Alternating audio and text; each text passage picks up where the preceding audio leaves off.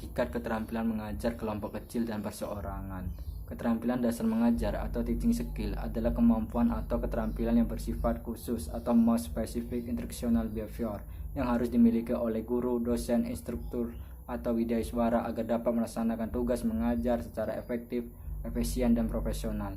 Keterampilan mengajar kelompok kecil dan perseorangan adalah kemampuan guru, instruktur, widyaswara dalam mengembangkan terjadinya hubungan interpersonal yang sehat dan akrab antar guru dengan siswa maupun antar siswa dengan siswa, baik dalam kelompok kecil maupun perseorangan.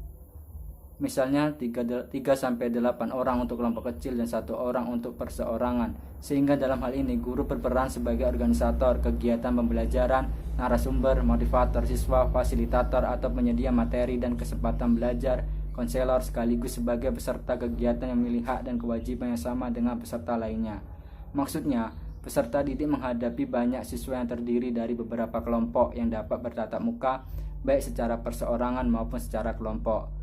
Jadi, keterampilan mengajar kelompok kecil dan perseorangan adalah kecakapan menanamkan pengetahuan yang dilakukan pada kelompok siswa dengan jumlah sekitar 3-8 orang dan 1 siswa secara individu, dapat dengan bertatap muka dan memiliki berbagai peran sehingga dapat mengembangkan potensi diri peserta didik.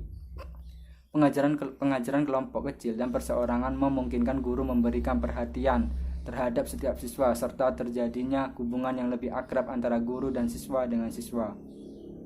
Dalam pembelajaran perseorangan perlu diperhatikan kemampuan dan kematangan berpikir peserta didik agar apa yang disampaikan bisa diserap dan diterima oleh siswa. Streetbuzz tahun 2000 mengemukakan bahwa secara umum ada 5 karakteristik pembelajaran berbasis kelompok. Yang pertama yaitu kelompok dibentuk minimum 2 orang sampai 6 orang. Yang kedua yaitu kelompok pembelajaran saling bergantung positif yang mengacu pada tingkat saling tergantung anggota kelompok untuk penampilan kelompok. Yang ketiga yaitu perhatian tertuju pada tugas, yaitu tugas kelompok dan upaya semua anggota kelompok untuk menyelesaikan tugas-tugas yang dibagikan. Yang keempat yaitu ada hal-hal yang dipertanggungjawabkan perseorangan yang mengacu pada setiap tanggung jawab siswa secara perseorangan yang merupakan tanggung jawab kelompok yang menuju perolehan atau pembijian atau nilai. Selanjutnya yaitu ada perubahan tingkah laku, yaitu pada setting kelas menyeluruh pembelajaran berpusat pada guru, sedangkan pembelajaran berbasis kelompok guru menjadi pelatih dan otonomi luas diberikan kepada siswa. Selanjutnya ada alasan-alasan mengapa keterampilan kelompok mengajar kecil dan kelompok perseorangan perlu dikuasai, yaitu sebagai berikut. Yang pertama, pada dasarnya siswa mempunyai kemampuan dan cara belajar yang berbeda. Dalam pengajaran klasikal, guru memperlakukan siswa dengan cara yang sama sehingga perbedaan kemampuan dan cara belajar siswa hampir tak sama mendapat perhatian. Pengajaran secara klasikal memang perlu dilakukan agar siswa menyadari bahwa tidak semua kebutuhannya dapat dipenuhi. Namun, haruslah dicari alternatif atau cara lain agar siswa juga dapat belajar sesuai dengan kemampuan dan cara yang dipilihnya. Pengajaran kelompok kecil dan perseorangan dapat memenuhi kebutuhan tersebut. Yang kedua yaitu pengajaran kelompok kecil dan perseorangan memungkinkan terjadinya hubungan antar pribadi yang terjadi akrab dan sangat antar guru atau siswa dan siswa antara siswa. Guru dapat memberikan perhatian lebih banyak pada siswa yang memerlukannya dan bahkan membuat siswa lebih percaya diri. Yang ketiga yaitu kadang-kadang siswa dapat lebih mudah belajar dengan cara mengajar temannya atau dengan cara belajar bersama teman, seperti mengerjakan tugas bersama dan bertukar pikiran atau pendapat. Pengajaran kelompok kecil dan perseorangan memungkinkan terjadinya hal tersebut. Kemudian yang keempat yaitu kegiatan kelompok kecil memungkinkan siswa terlibat lebih aktif dalam belajar sehingga tanggung jawab siswa dalam belajar juga menjadi lebih besar. Bekerja di dalam kelompok berkemungkinan siswa untuk membangun kebiasaan bekerja sama, tenggang rasa, dan saling menghargai. Di samping itu, sifat kepemimpinan dapat berkembang karena bekerja dalam kelompok memerlukan seorang pemimpin kelompok. Dan yang kelima atau yang terakhir yaitu sejalan dengan kegiatan kelompok, kegiatan individu atau perseorangan juga mempunyai berbagai kekuatan. Dengan belajar sendiri, siswa akan mempunyai tanggung jawab yang lebih besar di samping dapat belajar sesuai dengan kebutuhan dan kecepatannya sendiri. Misalnya, siswa sudah mampu memecahkan soal-soal berhitung yang diberikan oleh guru. dan dia dapat langsung mengerjakan tugas lain seperti membantu temannya atau memecahkan soal yang lebih sukar atau belajar di perpustakaan.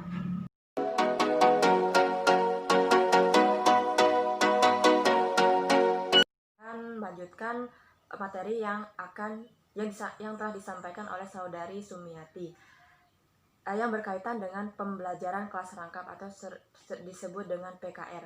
Seorang guru yang mengajar kelas rangkap akan lebih sering memerlukan bentuk pengajaran kelompok kecil atau perorangan karena ia harus menangani lebih dari satu kelas. Nah, adapun alasan lain pentingnya kemampuan mengajar kelompok kecil dan perorangan bagi guru PKR adalah hakikat dan prinsip. PKR yaitu sebagai berikut. Yang pertama, itu keterampilan kegiatan belajar mengajar, di mana keterampilan ini sangat penting kemampuannya yang digunakan dalam pengajaran belajar mengajar. Nah, yang kedua, kadar tinggi waktu kegiatan akademik atau disebut dengan WKA. Nah, selanjutnya kontak psikologis guru sampai siswa itu secara berkelanjutan atau sering disebut dengan berkesinambungan hubungan antara siswa dan murid. Nah, selanjutnya itu pemanfaatan sumber belajar secara efektif. Nah, selanjutnya itu ada nomor 3, itu ada variasi pengorganisasian. Nah, masih ada bentuk pengorganisasian lain yang dapat kita terapkan. Nah, kita ambil saja contoh 1.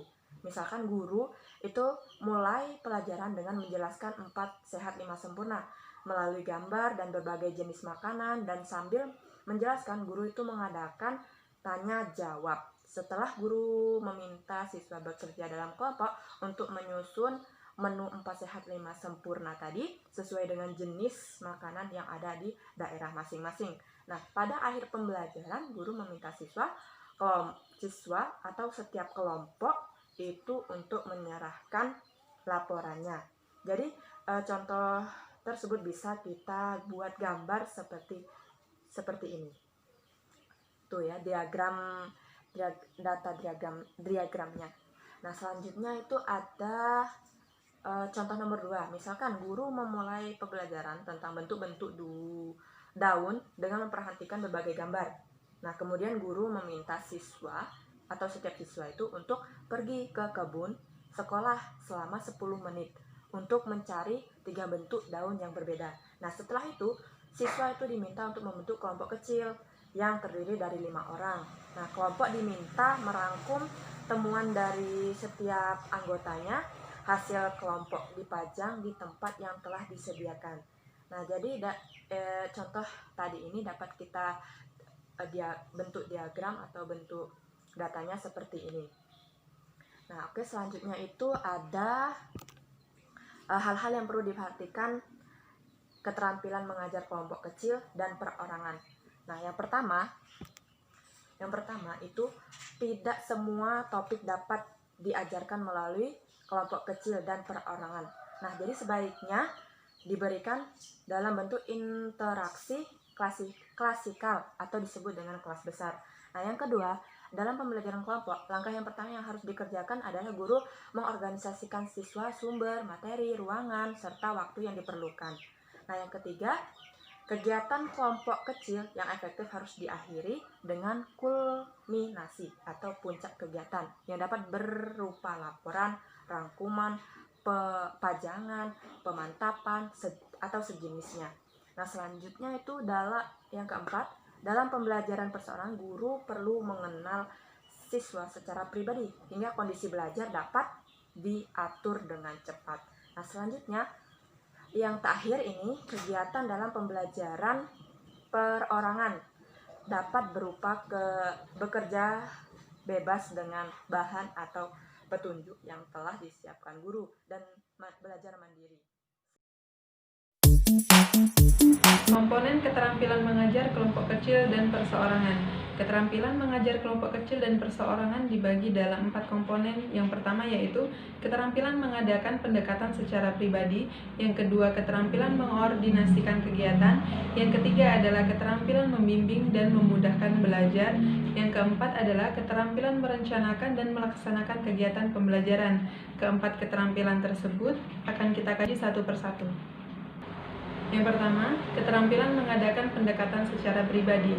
Ini dibagi menjadi dalam beberapa bagian lagi. Yang pertama adalah menunjukkan kehangatan dan kepekaan terhadap kebutuhan dan perilaku siswa, yang mana kita sebagai guru harus membuat siswa merasakan bahwa kita selalu ada untuk mereka. Yang kedua yaitu mendengarkan secara simpatik ide-ide yang dikemukakan oleh siswa, yang mana di sini ketika siswa berbicara, hendaknya kita seorang guru mendengarkan sehingga para siswa kita merasakan bahwa mereka mendapatkan perhatian dari gurunya. Yang ketiga yaitu memberikan respon positif terhadap buah pikiran siswa. Di sini bisa kita contohkan sebagai siswa ketika bertanya kepada seorang guru, namun pertanyaan yang diberikan itu adalah pertanyaan yang salah ataupun pertanyaannya yang sangat mudah. Dan kita sebagai guru harus menghargai itu, tidak boleh menertawakan ataupun memberikan respon yang negatif. Sehendaknya kita sebagai guru, kita harus memberikan dorongan ataupun membenarkan pertanyaan dari yang diajukan oleh siswa kita. Yang keempat yaitu membangun hubungan saling mempercayai. Nah, di sini sebagai guru dan siswa kita harus membangun rasa percaya satu sama lain. Misalnya mempercayai bahwa siswa tersebut mampu mengerjakan tugas yang diberikan oleh guru. Yang kelima yaitu menunjukkan kesiapan untuk membantu siswa. Yang keenam, menerima perasaan siswa dengan penuh keterbukaan dan pengertian. Contohnya di sini yaitu anak yang tidak membuat tugas, ini harusnya kita memberikan respon yang tepat. Misalnya seperti ini, misalnya anak tersebut ketika di sekolahan lupa mengerjakan atau membawa tugas mereka, dan mereka mengatakan kepada kita itu secara takut-takut. Nah, kita sebagai seorang guru harus memberikan respon yang tepat, bagaimana agar siswa tersebut tidak merasa terlalu merasa bersalah ataupun membuatnya merasakan kesedihan. Selanjutnya yaitu berusaha mengendalikan situasi hingga siswa merasa aman, penuh pemahaman, merasa dibantu, serta merasa menemukan alternatif pemecahan masalah yang dihadapi oleh mereka. Yang kedua yaitu keterampilan mengorganisasikan kegiatan. Di sini terbagi lagi menjadi dalam beberapa bagian. Yang pertama, memberikan orientasi umum tentang tujuan, tugas, cara kerja, waktu, ataupun tempat kerja. Maksudnya di sini yaitu menjelaskan kepada siswa atau memberikan informasi kepada seluruh siswa sebelum pembelajaran kelompok itu dilaksanakan. Yang kedua, memvariasikan kegiatan. Di sini contohnya yaitu melakukan beberapa observasi, melakukan diskusi dari hasil observasi, memecahkan sebuah masalah, ataupun melakukan belajar secara mandiri dari buku. Yang ketiga adalah membentuk kelompok yang tepat. Di sini kita sebagai guru harus memperhatikan ataupun melihat kemajuan siswa dari awal sampai akhir kegiatan kelompok itu berlangsung. Yang keempat, mengkoordinasikan kegiatan. Yang kelima, membagi-bagi perhatian. Dan yang keenam adalah mengakhiri kegiatan dengan suatu kulminasi, yang mana contoh dari kulminasi ini adalah memajangkan hasil karya ataupun menanggapi hasil kerja kelompok para siswa dan mendemonstrasikan hasil kerja ataupun hal-hal yang lainnya.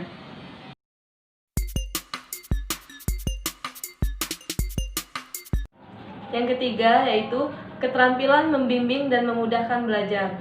Yang pertama, memberikan penguatan secara tepat. Maksudnya yaitu penguatan yang diberikan haruslah bermakna, hangat, tepat sasaran, bervariasi, dan diberikan segera setelah siswa menunjukkan perilaku yang diharapkan. Yang kedua yaitu melakukan supervisi proses awal. Di sini, ketika siswa mulai bekerja dalam kelompok atau bekerja sendiri, guru perlu meyakinkan bahwa semua siswa sudah mengerti tugasnya dan mulai bekerja, serta guru berkeliling untuk membantu siswa. Yang ketiga yaitu melakukan supervisi proses lanjut. Setelah kelompok atau siswa bekerja, Guru berkeliling kembali untuk memberi bantuan bagi siswa yang membutuhkan bantuan guru. Yang terakhir yaitu mengadakan supervisi pemaduan, yaitu bertujuan untuk menilai pencapaian tujuan kegiatan serta menyiagakan siswa mengikuti kegiatan akhir. 4. Keterampilan merencanakan dan melaksanakan kegiatan pembelajaran. Kemampuan merencanakan dan melaksanakan kegiatan pembelajaran itu mencakup berbagai keterampilan. Yang pertama, membantu siswa menetapkan tujuan belajar, yaitu guru dapat melakukan dengan diskusi atau menyediakan bahan-bahan yang menarik dan yang dapat mendorong siswa ataupun memotivasi siswa. Yang kedua yaitu merencanakan kegiatan pembelajaran. Di sini, guru dapat merencanakan kegiatan belajar sesuai dengan tujuan, minat, dan kemampuan siswa. Yang ketiga yaitu bertindak atau berperan sebagai penasehat bagi siswa. Di sini, guru juga dapat memberi saran yang dapat mengarahkan siswa ke cara belajar yang menjadi lebih baik lagi. Dan yang terakhir yaitu membantu siswa menilai pencapaian atau kemajuannya.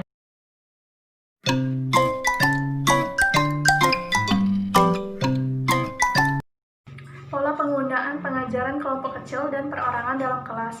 Ada 4 pola pengorganisasian yang bervariasi dalam melakukan pengajaran kelompok kecil dan perorangan, antara lain, yang pertama yaitu kelas besar menjadi kelompok kecil dan perorangan menjadi kelas besar. Dalam pola ini, kegiatan belajar mengajar di kelas dimulai dengan pertemuan klasikal atau kelas besar untuk memberikan informasi umum yang diperlukan siswa untuk mengikuti kegiatan belajar mengajar. Yang kedua yaitu kelas besar menjadi kelompok kecil dan kelompok kecil menjadi kelas besar. Dalam pola ini, pertama siswa mengikuti penjelasan secara klasikal mengenai pokok-pokok bahasan yang akan dipelajari, tugas-tugas yang akan dikerjakan, serta langkah-langkah melaksanakan tugas tersebut. Kedua, siswa diminta untuk bekerja dalam kelompok-kelompok kecil untuk mengerjakan tugas-tugas yang diberikan oleh guru. Yang ketiga yaitu kelas besar menjadi perorangan, menjadi kelompok kecil menjadi kelas besar. Dalam pola ini, pertemuan diawali dengan penjelasan umum mengenai materi pelajaran yang dipelajari serta tugas-tugas yang akan dikerjakan siswa. Yang keempat yaitu kelas besar menjadi perorangan dan perorangan menjadi kelas besar. Proses belajar mengajar dimulai dengan pemberian penjelasan umum kepada siswa mengenai materi yang akan dipelajari serta tugas-tugas yang akan dikerjakan oleh siswa. Selanjutnya yaitu kelebihan dan kelemahan dalam mengajar kelompok kecil dan perseorangan. Kelebihan dalam mengajar kelompok kecil dan perseorangan diantaranya sebagai berikut.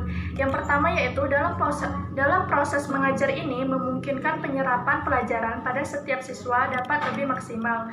Yang kedua yaitu guru dapat lebih mudah melakukan pendekatan pada setiap masing-masing siswa, sehingga guru dapat memahami karakteristik masing-masing siswa. Jadi, guru lebih mudah menentukan metode pembelajaran yang cocok untuk siswa. Selanjutnya yaitu kelemahan dalam mengajar kelompok kecil dan perorangan diantaranya sebagai berikut. Yang pertama yaitu pengembangan informasi kurang luas karena keterbatasan siswa. Yang kedua yaitu kurangnya motivasi siswa dalam bersaing karena variasi karakter siswa terbatas. Yang ketiga yaitu kurangnya jiwa sosial pada siswa.